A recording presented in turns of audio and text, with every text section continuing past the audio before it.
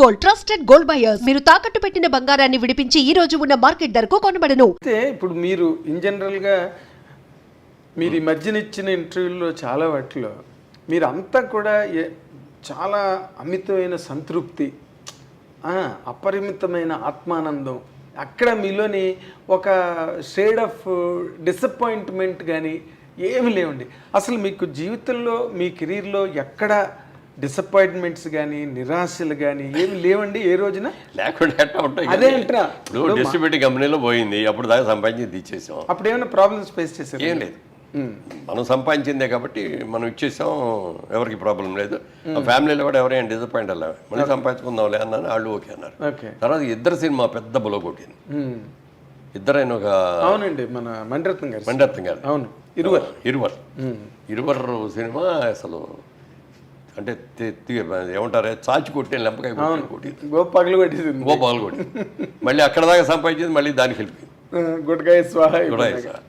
ఇక లాభం లేదు, మన బిజినెస్ మనం చేయాలి అని చెప్పి రియల్ ఎస్టేట్లో దిగి అక్కడి నుంచి. రియల్ ఎస్టేట్లో మీకు అంటే అడుగు పెట్టిన దగ్గర నుంచి అన్ని సక్సెస్ కొన్ని కష్టాలు వచ్చి అప్పుడు పెద్ద పెట్టుబడి లేదు, మీరు వెంచర్ ఒకటి కట్టి అది అయిపోయి. అదే చెప్తున్నా, ఫస్ట్ ప్రాజెక్టు 4 పార్ట్నర్స్గా అది స్టార్ట్ చేసాం. 350 రూపాయలకి అమ్మాం గజం 350 బెడ్చెల్లె రోడ్లో అనమాట, మెయిన్ రోడ్డు పక్కనే. ఇప్పుడు అది అక్కడ ₹1,00,000 అయింది. అవును, అసలు టచ్ చేయలేరండి. అవును.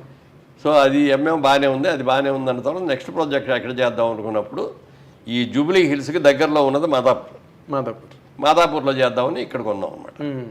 ఇక్కడ 30-40 ఏకర్స్ కొన్నాం. కొన్ని లేఅవుట్ చేయటం అప్పుడు బిల్డింగ్ కన్స్ట్రక్షన్ లేదు. అది ₹750 అట్లా అమ్మాం. ఇవాళ 2 లక్షలు ఉంది అది. అవును, కొనుక్కున్న వాళ్ళందరూ బ్రహ్మాండమైన హ్యాపీ. చాలా అయ్యో మనం ఉంచుకుంటే మనకే మిగిలేదు కానీ ఏ రోజు నేను అనుకోలేదు. మన దగ్గర ఉన్న డబ్బులు కొన్నాం, డెవలప్ చేసాం, అమ్మేసాం, ఆ లాభం తీసుకున్నాం, ఇంకోటి కొన్నాం, చేసుకుంటే తప్ప ఇది ఉంచుకుందాం అనేది లేదు. సో అందుకని నా దగ్గరకు వచ్చిన కస్టమర్ ఎంత హ్యాపీగా ఉంటే నేను అంతకంటే ఎక్కువ హ్యాపీగా ఉంటాను. అదేలేండి, అంటే మీరు ఎక్కడ బ్లాక్ అవ్వలేదు, రొటేషన్లో వెళ్ళిపోయారు. తర్వాత ఏంటంటే నాకున్న టాలెంట్కి కానీ ఇది నేను మొదటి నుంచి చెప్తున్నాను కదా, నేను ఒక సగటు మనిషిని అని. దేవుడు నాకు అంతకంటే ఎక్కువ ఇచ్చాడు చాలు. అవును, కోరుకుంది కూడా ఇచ్చాడు దేవుడు చాలు అనుకున్నాను తప్ప. అందుకని ఎక్కడ నెగిటివ్ థాట్ అనేది రాలేదు. తర్వాత నేను ఎప్పుడు పాజిటివ్ థింకింగ్, ప్రతిదీ ఏ విషయం వచ్చినా ఏ ఇష్యూ వచ్చినా పాజిటివ్గానే ఆలోచిస్తాను తప్ప నెగిటివ్గా అసలు ఆలోచించను. నాగేంద్ర కుమార్ వస్తున్నాడంటే నేను ఎందుకు వస్తున్నాడు, నన్ను ఏం అడుగుతాడు, ఏదైనా ఇది చేస్తాడా అనేది చూడను. అదేలేండి, చాలా నవ్వుతూ పలకరిస్తాను, చాలా సరదాగా గడుపుతాము. అబ్బాయి అసలు మీ దగ్గర నేను ఇప్పుడు ఇన్నాళ్ళు బట్టి మిమ్మల్ని చూస్తున్నా కదా సార్, ఎప్పుడు ఆ చక్కటి ఒక చిరునవ్వు, అంటే ఆ ఫేస్లో కూడా ఏదో కనిపించాడు కదా మొహమాటానికి నవ్వుదాంలే అలా ఎప్పుడు లేదు. అఫ్కోర్స్ మనం ఇన్నాళ్ళు మెడ్రాస్ నుంచి ట్రావెల్ అయిన అనుబంధం కావచ్చు, బట్ అందులో కూడా మీరు చాలా పర్ఫెక్ట్గా ఉండే ఇండివిజువల్ అండి. ఇప్పుడు ఈ డిసప్పాయింట్మెంట్లు అన్న పాయింట్కి వచ్చినప్పుడు మీ సినిమా కెరీర్ తీసుకుందాం, ఎందుకంటే అది ప్రిడామినెంట్ కెరీర్ మీ జీవితంలో. ఇవన్నీ కూడా సైడ్ థింగ్స్, రియల్ ఎస్టేట్ కానీ రాజకీయాలు కానీ ఇంకోటి కానీ ఇందులో ఒక నటుడుగా నేను ఇలాంటి క్యారెక్టర్ చేయలేపాను, లేకపోతే ఇలాంటి క్యారెక్టర్ చెయ్యాలి, ఎందుకంటే మీ ఎదురుగుండా రామారావు నాగేశ్వరరావు ఒక అద్భుతమైన క్యారెక్టర్లు చేసి వాళ్ళు అజరామరమైన కీర్తి ప్రతిష్టలు తెచ్చుకున్న దాంట్లో. ఇప్పుడు కృష్ణ గారు ఉన్నారంటే ఆయన ఏదో ఒక కౌబాయ్ ఫిల్మ్స్, అల్లూరి సీతారామరాజు అని ఆయన, సోహన్ బాబు గారేమో ఇద్దరు హీరోయిన్లు, మల్లెపువ్వు ఇలాంటి సినిమాలు. ఆయన మీకు ఎప్పుడు అలాంటివి అనిపించలేదండి? అంటే అసలు ఫీలింగ్ లేదు, ఎందుకంటే మొదటి నుంచి నేను సినిమా యాక్టర్ అవ్వాలనే కోరుకున్నడితే అంబిషన్స్ ఉండే, ఈ క్యారెక్టర్ చేయాలి, ఆ క్యారెక్టర్ చేయాలి, అది చేయలేకపోతున్నామని. మనకున్న టాలెంట్కి మంచి సినిమాలే వచ్చినాయి, పర్ఫెక్ట్గా చేస్తే చాలు అనిపించింది. ఇదే ఎక్కువ అన్నట్టు అనిపించింది. అందుకని ఉన్నదాంతో సంతృప్తి పట్టమే, అది కావాలి ఇది కావాలి, అరే మనకు రావాల్సిన క్యారెక్టర్ వాళ్ళకి వెళ్ళింది అనేది కూడా లేదు. ఇప్పుడు విజయబాబు రెడ్డి గారు బ్యానర్ అన్ని నేనే చేశాను అప్పుడు దాకా హీరోలు. చిరంజీవి గారు వచ్చిన తర్వాత బాబు రెడ్డి గారు ఒకసారి చిరంజీవిని కలిసి దాంట్లో పెడదాం అనుకుంటున్నాను అన్నాడు. అంటే అని నాకు పరిచయం చేస్తావా అన్నాడు. రా తీసుకెళ్తానని నేనే తీసుకెళ్ళి అక్కడ ఆయన పరిచయం చేసి ఇంటికి వెళ్ళిపోయాను. అక్కడి నుంచి చిరంజీవి గారు హీరో చేశాడు. అయినప్పుడు కూడా అయ్యో నా బ్యానర్ కొట్టేశాడు చిరంజీవి అని నేనేం ఫీల్ అవ్వాల, లేకపోతే నాకంటే వెనకొచ్చిన చిరంజీవికి ఇంత పుచ్చుకుంటున్నాడు నాకు ఇంతే వస్తుంది ఏంటని నేను ఎప్పుడు ఫీల్ అవ్వాల. ఆయన టాలెంట్కి అది వస్తుంది, నా టాలెంట్కి ఇది వస్తుంది. ఓకే, అందుకని ఆ నెగిటివ్ థాట్ లేదు.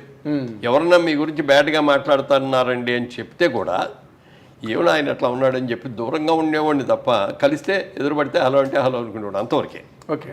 అంతే తప్ప అతను నన్ను ఎన్నాడు నేను ఇంత ఎన్నాలి దాని మీద కక్ష తీర్చుకోవాలి అనేది ఆ నెగిటివ్ లేదు. అంటే మీకు నాకు అనిపించినంత వరకు మీకు టైం లేదు అసలు అలాంటి ఆలోచనలు. అంటే బిజినెస్ వైపు నెక్స్ట్ ఏం చేయాలని ఆలోచనలతో ముందుకు వెళ్ళిపోయారు తప్పితే ఇప్పుడు చిరంజీవి గారు ఒక్కసారి బాపినేటి గారి బ్యానర్లో అడుగుపెట్టిన తర్వాత ఇంకా బాపినేటి గారు ఆఖరి వరకు చిరంజీవి గారితోనే తీశారు ఆఖరి వరకు కూడా.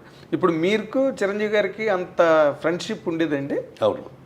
అంటే మనమూరు పాండవులు జయకృష్ణ గారును కృష్ణదాస్ గారు బాపు గారు డైరెక్షన్ చేశారు. అవునండి, కంబైన్డ్ ప్రాజెక్ట్. అందులోనేమో కృష్ణుడు క్యారెక్టర్ లాంటిది అయింది.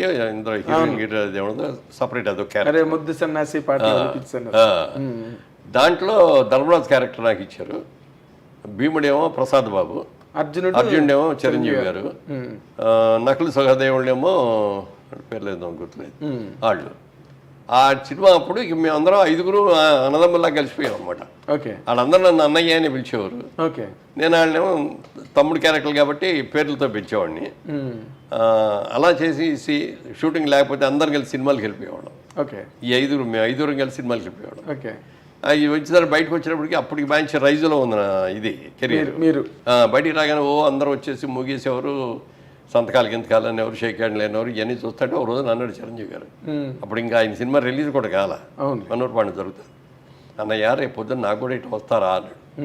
దీని మీద 10 రెట్లు వస్తారా నీకు? ఎలా చెప్పారు సార్? ఎలా చెప్పాను అంటే ఆయన కొత్త సినిమా, మొట్టమొదటి సినిమాది. దానికి ముందు ఏదో పునాదిరాళ్ళు ఏదో చేశారు. ప్రాణం ఖరీదు కూడా ఇది జరుగుతూ ఉండగానే వచ్చింది అది.